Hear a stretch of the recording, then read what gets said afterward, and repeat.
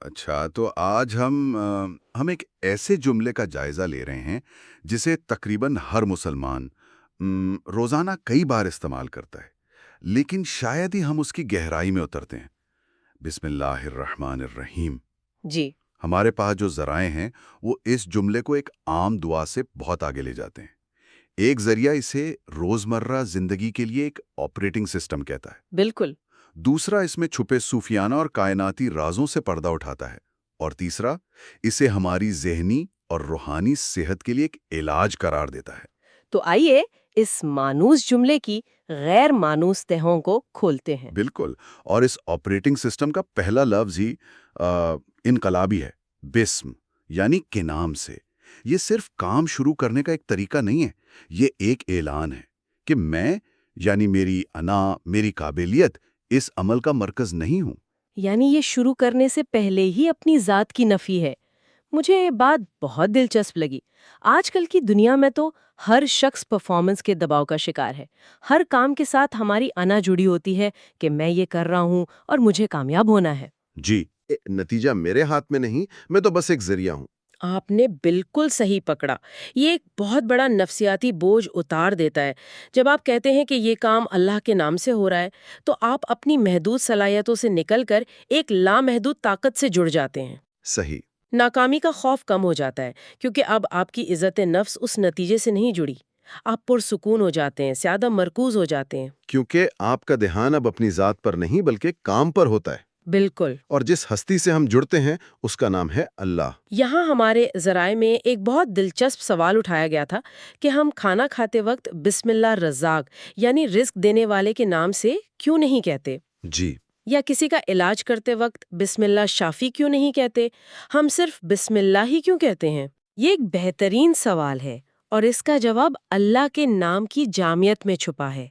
دیکھیے، الرزاق، الشافی، الحافظ، یہ سب اللہ کے صفاتی نام ہیں جو اس کے کسی ایک پہلو کو ظاہر کرتے ہیں. اچھا، لیکن اللہ اس کا ذاتی نام ہے جس میں اس کی تمام صفات، تمام طاقتیں جمع ہیں. جب ہم بسم الرزاق کہتے ہیں تو ہم صرف رزق مانگ رہے ہوتے ہیں، لیکن جب ہم بسم اللہ کہتے ہیں تو ہم رزق کے ساتھ شفا، حفاظت، علم، حکمت اور وہ سب کچھ بھی مانگ رہے ہوتے ہیں جس کی ہمیں ضرورت پڑ سکتی ہے. واہ! یہاں تک کہ وہ چیزیں بھی جن کا ہمیں خود ادراک نہیں ہوتا. یہ تو میرا مطلب ہے، یہ تو ایسا ہے جیسے کسی بڑی کمپنی میں صرف فائنانس ڈپارٹمنٹ کو فون کرنے کے بجائے آپ سیدھا سی ای او کو فون کر دیں جس کے پاس تمام ڈپارٹمنٹس کا اختیار ہے۔ بالکل یہی مثال ہے. ہو سکتا ہے اس کھانے میں میرے لیے کوئی جسمانی خطرہ پوشیدہ ہو جس سے میں لا علم ہوں، تو اللہ کا نام الحافظ یعنی حفاظت کرنے والے کو بھی پکار لیتا ہے. صحیح۔ ہو سکتا ہے اس کام میں مجھے ایسی حکمت کی ضرورت ہو جس کا مجھے اندازہ نہیں، تو اللہ کا نام الحکیم کو بھی فعال کر دیتا ہے. یہ خوف کو مکمل اعتماد میں بدل دیتا ہے. اور ذرا یہ بھی کہتے ہیں کہ جب اللہ کا نام کسی عمل سے جڑ جاتا ہے تو اس میں ایک خاص چیز شامل ہو جاتی ہے جسے برکت کہتے ہیں. جی، برکت۔ برکت کا لفظ ہم بہت استعمال کرتے ہیں، لیکن اس کا اصل مطلب کیا ہے؟ کیا یہ صرف ایک روحانی احساس ہے یا اس کا کوئی ٹھوس اثر بھی ہوتا ہے؟ نہیں، اس کا بہت ٹھوس اثر ہے. ایک ذریعے میں اس لفظ کی جڑ کو بہت خوبصورتی سے بیان کیا گیا ہے. عربی میں برکت البعیر اس اونٹ کے لیے استعمال ہوتا تھا جو صحرا میں اپنے گھٹنوں پر بیٹھ جائے اور پھر وہاں سے ہلے نہیں، اچھا، یعنی وہ مستحکم ہو گیا. تو برکت کا ایک مطلب ہے استحکام اور دوسرا مطلب ہے اضافہ. اضافہ کس طرح؟ مطلب اسی کام سے، اسی وقت سے، اسی کھانے سے زیادہ فائدہ حاصل ہونا. تو اگر میں بسم اللہ پڑھ کر 1 گھنٹہ پڑھائی کرتا ہوں تو اس کا مطلب ہے کہ وہ پڑھائی زیادہ مستحکم ہوگی، یعنی ذہن میں بہتر بیٹھے گی، اور اس 1 گھنٹے کا نتیجہ شاید 1.5 گھنٹے کے برابر نکلے گا۔ عین ممکن ہے. یہ کارکردگی میں اضافہ ہے، روحانی بھی اور مادی بھی. وہ تھوڑا سا کھانا زیادہ لوگوں کے لیے کافی ہو جاتا ہے. واہ! وہ تھوڑا سا وقت زیادہ نتیجہ خیز ثابت ہوتا ہے. یہ اللہ کے نام کی وہ طاقت ہے جو محدود وسائل میں لامحدود امکانات پیدا کر دیتی ہے. اور اس طاقت کے بعد 2 سب سے خوبصورت نامات ہیں، الرحمن اور الرحیم۔ ان میں کیا فرق ہے؟ دونوں کا مطلب تو رحمت والا ہی ہے۔ جی، لیکن ان کی رحمت کی نوعیت میں بہت گہرا فرق ہے. الرحمن اللہ کی وہ وسیع، غیر مشروط اور عمومی رحمت ہے جو پوری کائنات کے لیے ہے، سب کے لیے؟ جی سب کے لیے۔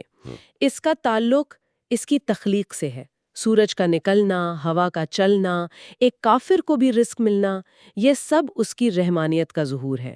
اس رحمت کے لیے آپ کو مومن ہونا ضروری نہیں، آپ کا وجود ہی اس بات کی دلیل ہے کہ آپ الرحمن کی رحمت کے سائے میں ہیں۔ اچھا، اور الرحیم؟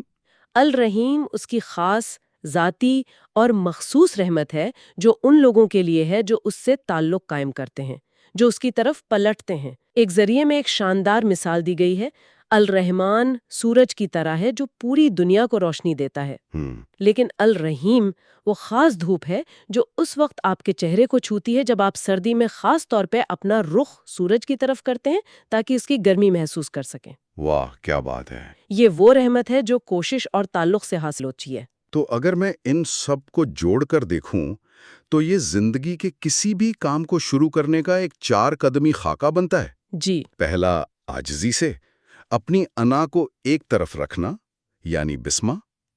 دوسرا، اپنی محدود ذات کو کائنات کی سب سے بڑی طاقت سے جوڑنا یعنی اللہ۔ صحیح۔ تیسرا، اپنے عمل میں کائنات جیسی وسیع اور غیر مشروط رحمت کا ارادہ کرنا، الرحمن۔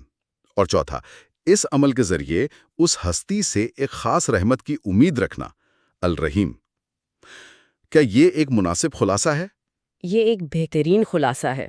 یہ صرف چند الفاظ نہیں، یہ ایک مکمل نفسیاتی اور روحانی تیاری ہے نا؟ بالکل۔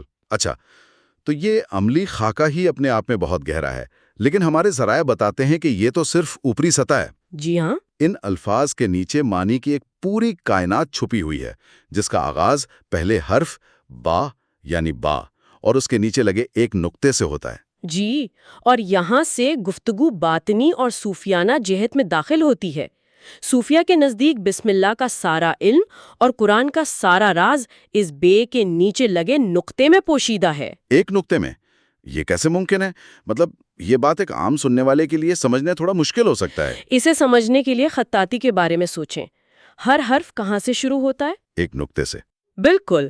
خطاط جب قلم کو کاغذ پر رکھتا ہے تو سب سے پہلے ایک نقطہ بنتا ہے اور پھر اسی نقطے سے الف، بے یا جیم کی شکل نکلتی ہے۔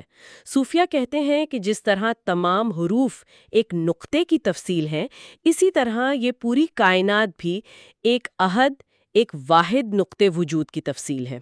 اچھا، تو یہ نقطہ کائنات کا بگ بینگ ہے، وہ واحد نقطہ جہاں سے ہر چیز پھیلی۔ آپ کہہ سکتی ہیں، اور اسی حوالے سے مولا علی سے منسوب ایک بہت گہرا قول ملتا ہے کہ میں بسم اللہ کی بے کے نیچے والا نقطہ ہوں۔ یہ ایک بہت طاقتور بیان ہے۔ اس کا کیا مطلب ہے؟ کیا وہ خود کو کائنات کا ماخذ کہہ رہے ہیں؟ نہیں، بلکہ وہ خود کو اس ماخذ تک پہنچنے کا ذریعہ کہہ رہے ہیں۔ اس کا تعلق اس مشہور حدیث نبوی سے جڑتا ہے کہ میں علم کا شہر ہوں اور علی اس کا دروازہ یعنی باب ہیں۔ اچھا، بسم اللہ کی بے اسی باب یعنی دروازے کی نمائندگی کرتی ہے۔ جس طرح قرآن کی ہر سورت کا دروازہ بسم اللہ ہے، اسی طرح علم نبوی کے شہر کا دروازہ علی ہے۔ واہ! یعنی علم کے شہر میں داخل ہونے کے لیے اس دروازے، اس باب سے گزرنا ہوگا جس کی بنیاد وہ نقطۂ معرفت ہے۔ بالکل، اور ان باطنی رابطوں کا سلسلہ یہیں ختم نہیں ہوتا۔ ایک اور ذریعے میں بسم اللہ کے حروف کا تعلق براہ راست اہل بیت سے جوڑا گیا ہے، جو بہت حیران کن ہے۔ میں نے بھی وہ پڑھا اور وہ واقعی چونکا دینے والا تھا۔ وہ انیس یعنی 19 کے عدد کے گرد گھومتا ہے، ٹھیک ہے؟ جی، بسم اللہ الرحمن الرحیم میں کل 19 حروف ہیں۔ 19۔ اور ایک تحقیق جو ہمارے ذرائع میں شامل ہے وہ یہ بتاتی ہے کہ پنجتن پاک یعنی حضرت محمد، حضرت علی، حضرت فاطمہ، حضرت حسن اور حضرت حسین علیہم السلام کے ناموں میں جو منفرد حروف استعمال ہوئے ہیں، جی، ان کی تعداد بھی 19 ہی ہے۔ یہ محض اتفاق نہیں ہو سکتا۔ 19 کا عدد قرآن میں بھی بہت اہم ہے۔ بالکل، اور یہ ربط مزید گہرا ہو جاتا ہے جب ہم اسے معراج کے واقعے سے جوڑتے ہیں۔ ایک ذریعے کے مطابق جب نبی اکرم صلی اللہ علیہ وسلم معراج پر تشریف لے گئے تو انہوں نے عرش کے نیچے سے نور کے 4 چشمے بہتے دیکھے۔ 4 چشمے؟ ان چشموں کا تعلق اہل بیت کی 4 شخصیات سے جوڑا جاتا ہے اور 5ویں خود نبی اکرم کی ذات ہے۔ یہ تمام چشمے مل کر ایک عظیم نہر بناتے ہیں جسے کوثر کہا جاتا ہے۔ کوثر، جس کا ذکر قرآن میں بھی ہے۔ ہم تو اکثر اسے جنت کا ایک چھوٹا سا حوض سمجھتے ہیں، جبکہ وہ ذریعہ کہتا ہے کہ حوض کوثر تو اس عظیم نہر کوثر کا ایک چھوٹا سا حصہ ہے۔ اچھا۔ اور پھر یہ سب اس مشہور حدیث سے جڑ جاتا ہے جسے حدیث ثقلین کہتے ہیں، جس میں نبی کریم نے فرمایا کہ میں تمہارے درمیان 2 قیمتی چیزیں چھوڑے جا رہا ہوں، ایک اللہ کی کتاب یعنی قرآن اور دوسری میرے اہل بیت۔ یہ دونوں کبھی جدا نہ ہوں گے یہاں تک کہ حوض کوثر پر مجھ سے آ ملیں گے۔ جی، تو گویا بسم اللہ جس میں 19 حروف ہیں، وہ قرآن کے آغاز میں ان 19 حروف والے پنچتن پاک کی طرف اشارہ ہے، جو خود کوثر کا منبع ہیں اور جن کے ساتھ قرآن کا ساتھ حوض کوثر تک لازم ہے۔ یہ تو ایک مکمل تصویر بن جاتی ہے۔ جی، یہ تمام راز ایک کنجی کی طرح قرآن کے دروازے پر یعنی بسم اللہ میں رکھ دیے گئے ہیں۔ تو ہم نے ایک عملی خاکے سے شروع کیا، پھر کائنات کے ڈھانچے تک پہنچے، لیکن یہ سب ہماری ذاتی زندگی پر، ہماری روح پر کیسے اثر انداز ہوتا ہے؟ ایک ذریعے نے بسم اللہ کو روحانی تھراپی کہا ہے۔ بالکل، کیونکہ بسم اللہ صرف پڑھنے کی چیز نہیں، یہ ایک طاقتور ذکر ہے۔ صوفیانہ روایت میں ہر لفظ کی ایک توانائی، ایک وائبریشن ہوتی ہے۔ بسم اللہ کے الفاظ کا ارتعاش کائنات کے بنیادی ارتعاش سے ہم آہنگ ہے۔ اسے بولنا اپنی روح کو کائنات کی اصل لے، اس کے ردم کے ساتھ جوڑنا ہے۔ ایک ذریعہ اسے روح کو اپنے ماخذ کی طرف واپس کھینچنے والی رسی کہتا ہے۔ بہت خوبصورت تصور ہے۔ ہر بار جب آپ بسم اللہ کہتے ہیں، آپ اس رسی کو پکڑ کر خود کو تھوڑا اوپر اپنے اصل کی طرف کھینچتے ہیں۔ اور اس ماخذ سے تعلق کی بات ایک اور جگہ بہت دلچسپ انداز میں سامنے آئی۔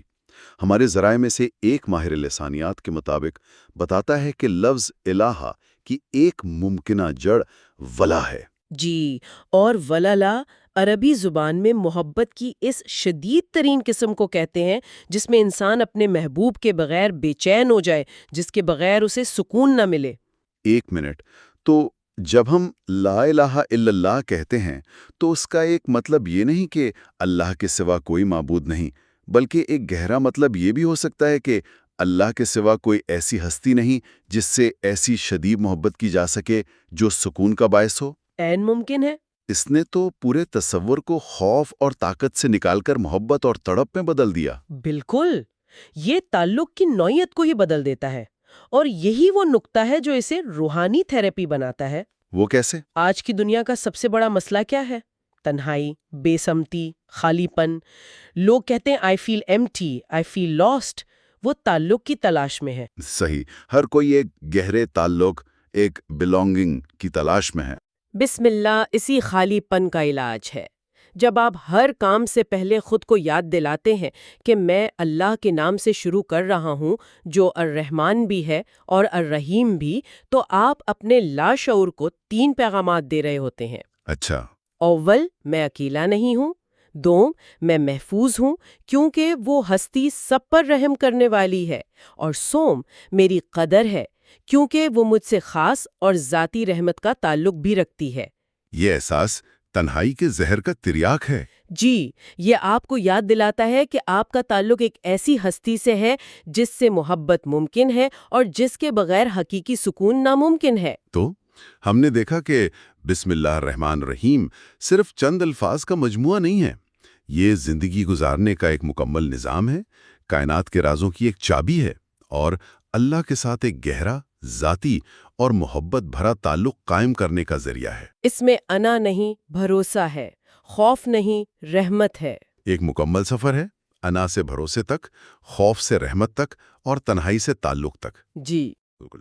اور یہ ہمیں ایک آخری سوچ پر چھوڑ جاتا ہے۔ ہمارے ایک ذریعے میں ایک بہت طاقتور جملہ تھا کہ اگر دنیا صرف الرحمن کے تصور کو سمجھ لے، جی، وہ غیر مشروط عالمگیر رحمت جو سب کے لیے ہے، دوست یا دشمن، تو دنیا سے جنگیں ختم ہو جائیں۔ بالکل۔ تو اس سے یہ سوال پیدا ہوتا ہے کہ اگر ایک ذاتی عمل کو بسم اللہ سے شروع کرنے سے اس میں استحکام اور رحمت آ سکتی ہے، تو اس خاندان، اس معاشرے یا اس دنیا کا کیا عالم ہوگا، جہاں ہر بڑا فیصلہ، ہر معاہدہ، ہر قانون، ہر نئی شروعات اسی جملے سے کی جائے، سب سے زیادہ رحم کرنے